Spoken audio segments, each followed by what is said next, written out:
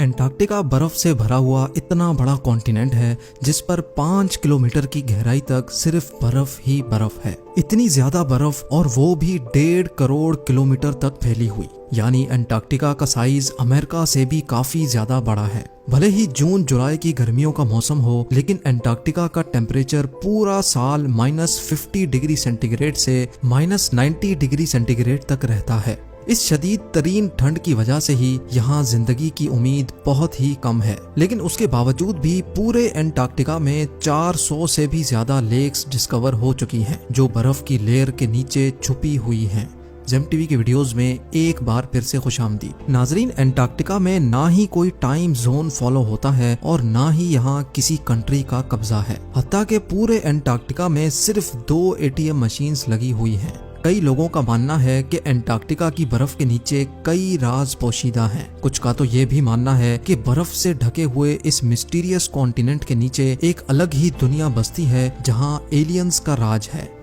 लेकिन रिसर्चर्स और आर्कियोलॉजिस्ट इस मिस्टीरियस कॉन्टिनेंट के पोशीदा राजों को फाश करने के लिए दिन रात मेहनत कर रहे हैं। इन्होंने यहाँ चंद ऐसी चीजें भी तलाश की हैं जिनको देखकर साइंस भी हैरान रह जाती है। और आज आप देखेंगे एंटार्क्टिका की बर्फ के अंदर से मिलने वाली चंद हैरत अंगेज चीजें। तो आइए शुरू करते हैं। नंबर 8। 2009 में एक डिस्कवरी ने रिसर्चर्स के रोंगटे खड़े कर दिए जब एंटार्क्टिका की बर्फ के अंदर से एक बिल्ली का ढांचा मिला। लेकिन इसमें हैरान करने वाली बात ये नहीं थी कि ये ढांचा बिल्ली का है, बल्कि हैरान करने वाली बात ये थी कि ये जिस बिल्ली का ढांचा था वो आम बिल्ली नहीं बल्कि अंडे देने वाली बिल्ली थी। जब रिसर्च लैब्स में इस अजीब बिल्ली के ढांचे पर मजीद तहकीक की गई तो मालूम पड़ा कि ये जानवर कम से कम भी 2 करोड़ 50 लाख साल पहले धरती पर पाया जाता था। नंबर 7। 2014 में आर्कियोलॉजिस्ट को एंटार्क्टिका से इंतहाई हैरान कर देने वाली इंसानी खोपड़ियां मिली। पहली हैरानी की बात यह थी कि एंटार्क्टिका में ये मिलने वाली पहली इंसानी खोपड़ियां थी, और दूसरी हैरानी की बात इन खोपड़ियों की शेप थी। जी हाँ, नॉर्मल खोपड़ियों के मुकाबले में ये खोपड़ियां काफी अलग दिखती थीं क्योंकि इनके सर जरूरत से भी ज्यादा बाहर निकले हुए थे। साइंसदानों का मानना था कि खोपड़ियों की ऐसी शक्ल बचपन से ही अजीब आदतों की वजह से बनती है, और ये आदतें हजारों साल पहले एंशिएंट सिविलाइजेशन में अपनाई जाती थीं। इस तरह की खोपड़ियां आर्कियोलॉजिस्ट को इजिप्ट और पेरू से भी मिल चुकी हैं। तभी उनका शक है कि शायद हजारों साल पहले एंटार्क्टिका में भी लोग बसते थे और उनका कुछ न कुछ रिलेशन एंशिएंट इजिप्ट सिविलाइजेशन से जरूर होगा।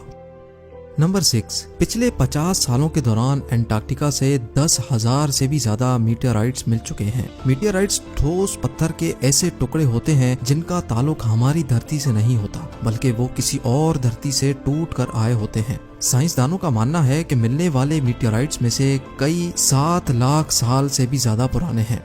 वैसे तो ये पता लगाना बहुत ही मुश्किल है कि इन मीटियोराइट्स का ताल्लुक किन सितारों या प्लेनेट से है, लेकिन 2002 में एंटार्क्टिका पर गिरने वाला एक छोटा मीटियोराइट 2015 में डिस्कवर किया गया था, और साइंस का मानना है कि ये कहीं और से नहीं बल्कि मार्स से टूटकर आया है, क्योंकि इस मीटियोराइट के अंदर ऐसे बैक्टीरिया थे जो मार्स पर पाए जाते हैं।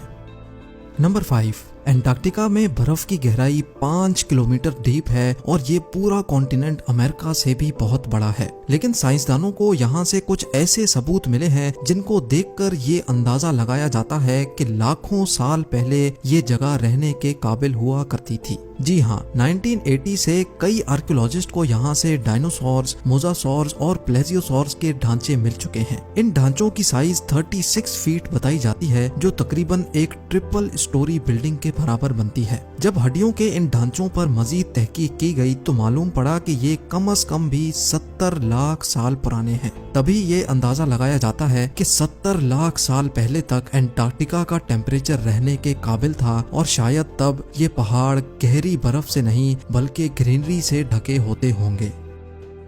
नंबर 4। वाटरफॉल्स तो हम सबने कई बार देखे हैं, लेकिन एंटार्क्टिका में टेलर ग्लेशियर के मकाम पर एक पॉइंट ऐसा भी है जहां वाटरफॉल नहीं बल्कि ब्लड फॉल होता है। 1911 में टेलर नामी एक साइंटिस्ट ने पहली बार इस ब्लड फॉल को डिस्कवर किया था। कई सदियों तक यही माना जाता था कि वाकई इस ग्लेशियर के अंदर से खून बहता है, लेकिन मॉडर्न साइंस ने जब इस पर मजीद रिसर्च की तब उनको जो मालूम पड़ा वो इससे भी ज्यादा हैरत अंगेज था।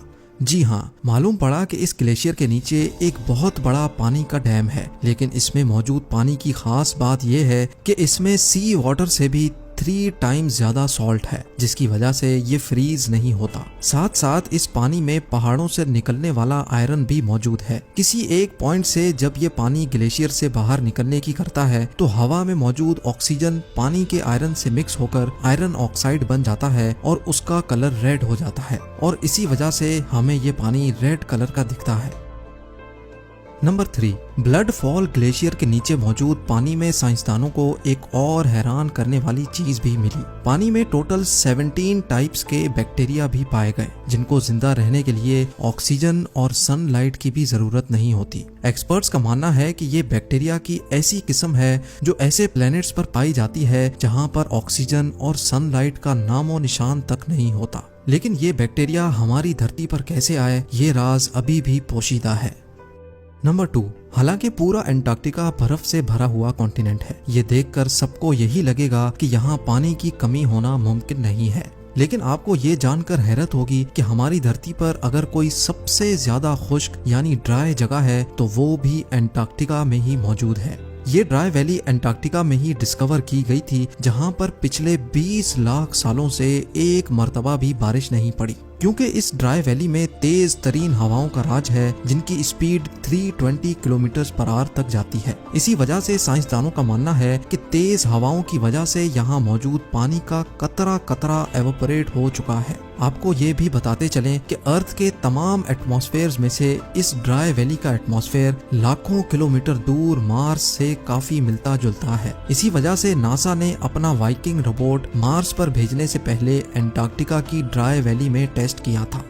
और अब नंबर 1, आर्कियोलॉजिस्ट की एक टीम को एंटार्क्टिका की बर्फ के अंदर 1100 फीट की गहराई से एक इंतहाई खौफनाक मखलूक का ढांचा मिला। ये पता लगाने के लिए कि ये ढांचा कौन से जानवर का है, कई एक्सपेरिमेंट्स किए गए, लेकिन हैरत अंगेज तौर पे इसका स्ट्रक्चर किसी भी जानवर से मैच ना हो सका। इस खौफनाक ढांचे की लंबाई 8 फीट बताई जाती है, जिसकी हड्डियां बॉडी से निकली हुई हैं। कई सालों की मेहनत के बाद भी आज तक ये पता नहीं लगाया जा सका कि ये जानवर कौन सा था और आखिर इस धरती पे आया कहां से था। उम्मीद है जेम टीवी की ये वीडियो भी आप भरपूर लाइक और शेयर करेंगे। आप लोगों के प्यार भरे कमेंट्स का बेहद शुक्रिया। मिलते हैं अगली शानदार वीडियो में।